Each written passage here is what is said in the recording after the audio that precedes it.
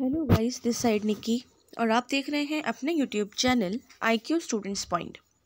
So guys, आप सभी student को हिंदी व्यवहारिक हिंदी जो है उसके इम्पॉर्टेंट क्वेश्चंस चाहिए थे, क्योंकि आपके चैप्टर तो ज़्यादा नहीं है लेकिन आपको ये कन्फ्यूजन हो रही है कि मैम चैप्टर ज़्यादा नहीं है तो क्वेश्चन किस तरीके से आ सकते हैं या फिर क्या इंपॉर्टेंट क्वेश्चन हो सकते हैं।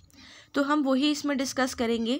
सबसे पहला और कंपलसरी आपका क्वेश्चन है व्यवहारिक हिंदी के इतिहास पर प्रकाश डालिए, जिसमें आपको सिर्फ 3 चीज़ें लिखनी है। अपना परिचय, अपना मतलब इसका परिचय, प्रयोग मूलक हिंदी और व्यवहारिक हिंदी।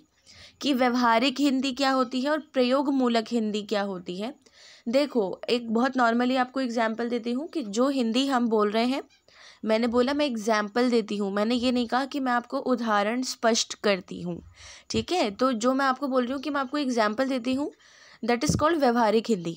ये हम सब लोग बोलते हैं, जिसमें हम उर्दू हिंदी इंग्लिश मिक्स बोलते हैं। ठीक है, कि इस्तेमाल कर लो, ये कर लो, इस्तेमाल कर लो, यूज़ कर लो। तो यूज़ इंग्लिश वर्ड है, इस्तेमाल उर्दू वर्ड है। हम लोग बोलते हैं, चाहे हम किसी भी रिलीजन के हों, कुछ भी हों, बेसिकली हम लोग व्यवहारिक हिंदी बोलते हैं, खासकर दिल्ली वाले।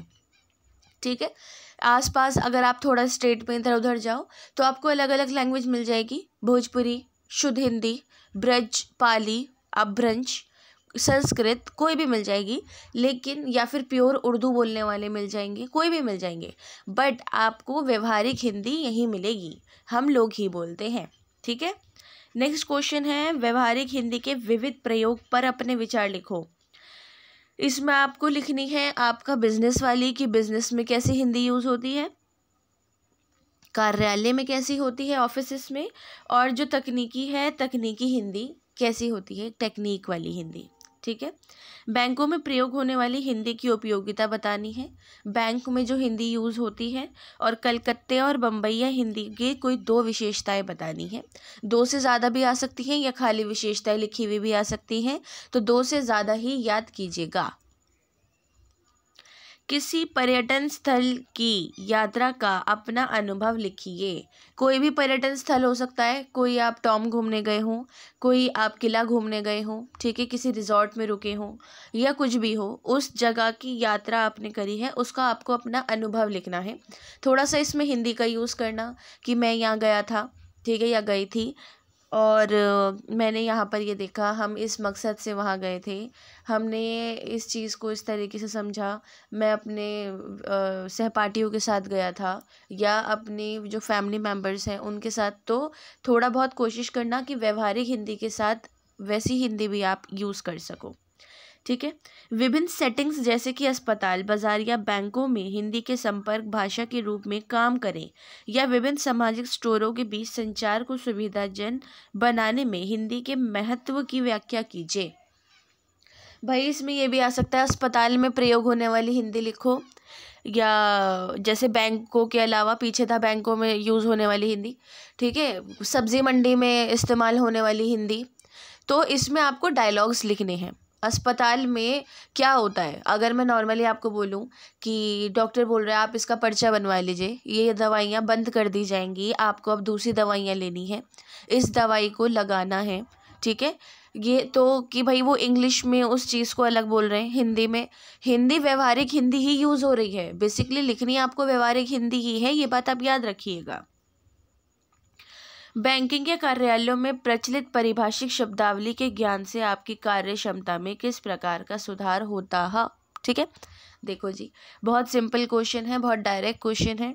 बैंक्स में और ऑफिसेस में जो हिंदी यूज़ की जाती है, अगर आपने ये देखा हो तो देखो, हमारा जो स्टाफ बैठा है ना बैंक्स में या बहुत जगह, वो काफ़ी ओल्ड बैठा हुआ है, पुराना वाला। तो कभी आप देखो उनको, वो शुद्ध हिंदी मतलब व्यवहारिक हिंदी ना यूज़ करके ना ऑफिस में प्योर हिंदी यूज़ करते हैं कि मैडम आप मुझे ये दे दीजिए, मैं इस कारणवश इसको नहीं दे पाया। तो कारणवश उन्होंने बोला कि इस रीज़न से मैं ये नहीं दे पाया, रीज़न नहीं बोला उन्होंने, या फिर ये बहुत कठिन है मेरे लिए, आप देवी जी से बोलें कि वो इसको कर देंगी। तो कठिन है, मुश्किल नहीं बोला उन्होंने, डिफ़िकल्ट नहीं बोला उन्होंने, उर्दू और इंग्लिश यूज़ ना करके हिंदी यूज़ करी, बेसिकली व्यवहारिक हिंदी यूज़ नहीं करी। तो थोड़ा बहुत ऑफिसेस में इस तरीके की लैंग्वेज रहती है। बैंकों में लेन देन की कौन कौन सी विधियाँ प्रचलित हैं, ये सारी विधियाँ आपको लिखनी है। नेफ्ट है, नेफ्ट की फुल फॉर्म आप लिख लीजिए, मैं बोल देती हूँ, नेशनल इलेक्ट्रॉनिक फंड ट्रांसफ़र। ये जो होता है एक बैंक से दूसरे बैंक में पैसे भेजने का प्रोसेस होता है। RTGS real time gross settlement होता है, ये लेन देन का रियलिटी वाला कि ऑन द स्पॉट, भाई मुझे आरटीजीएस करवाना है, ऑन द स्पॉट मैं दिल्ली से बैठ के केरला के अकाउंट में मैंने पैसे भिजवा दिए, आरटीजीएस होता है, ठीक है। इसके अलावा आईएमपीएस इमीडिएट पेमेंट सर्विस होती है, ये इंटरनेट, एटीएम, मोबाइल बैंकिंग वगैरह सब होता है। और इसके अलावा चेक है आपका, क्रेडिट कार्ड, डेबिट कार्ड आपको पता है क्या होता है। एनएफएस नेशनल फाइनेंशियल स्विच होता है। भारत में अलग अलग तरीके के बैंक्स में एनएफएस के हेल्प से लेन देन होता है, ठीक है। एनएफएस हर बैंक में नहीं है भारत में, ये बात याद रखना। एटीएम आपको पता है, वो ऑटोमेटेड टेलर मशीन, और मोबाइल बैंकिंग है, ठीक है। मोबाइल बैंकिंग में और जो आपका इमीडिएट पेमेंट सर्विस है ना, ये दोनों में ऑलमोस्ट एक सिमिलैरिटीज़ है, ठीक है। तो इसको आपको इतना कंफ्यूज नहीं होना, इसके अंदर यही सब लिखना है। लोन के प्रकार बताने हैं आपको। भाई लोन तो बहुत तरीके के होते हैं, मैंने आपको 5 लोन दिए हैं, घर का, गाड़ी का, पढ़ाई का, बिजनेस का, पर्सनल, ठीक है। क्योंकि यही 5 लोन सबसे ज़्यादा लोग लेते हैं। मकान या कोई अपार्टमेंट खरीदने के लिए होम लोन हो गया, कोई गाड़ी खरीदने के लिए वाहन का व्हीकल लोन हो गया, एजुकेशन जो है अब्रॉड से करनी है या फिर इंडिया से ही करनी है उसके लिए एजुकेशन लोन हो गया, बिजनेस लोन, व्यवसाय आप कहीं से भी कर रहे हो, कुछ भी कर रहे हो, वो हो गया। और पर्सनल लोन है आपका, पर्सनल लोन हम किसी भी चीज़ में ले सकते हैं, ठीक है, किसी भी चीज़ को लेकर। इसके अलावा कि 2 लोन और हैं, एग्रीकल्चर लोन और लोन हमारा फैसिलिटी। एग्रीकल्चर लोन किसानों के लिए होता है और लोन फैसिलिटी जो है एक लोन के लिए ही होता है कि भाई मैंने ये लोन ली है तो मैं इन केस उस लोन का ये कर लूँ कि हाँ मैं एक और ऐसा लोन लूँ जिसका मेरा अगर महीने का 60-70 हज़ार कम पड़ा है तो वहाँ पे पूरा हो जाएगा, ठीक है। और आप कॉरपोरेट लोन या सेल्फ एम्प्लॉयमेंट लोन भी लिख सकते हैं, बट ये 5 कंपलसरी हैं और ये बहुत इंपॉर्टेंट है, ठीक है। सो आप लोगों को मैंने यहाँ पर बता दिया। अगर आप लोगों के पास क्वेश्चन आता है कि बैंकिंग संचालन संबंधी विधियाँ लिखें, तो उसमें KYC, CRS, ATM, digital banking, internet banking, mobile banking, ये सब कुछ आएगा।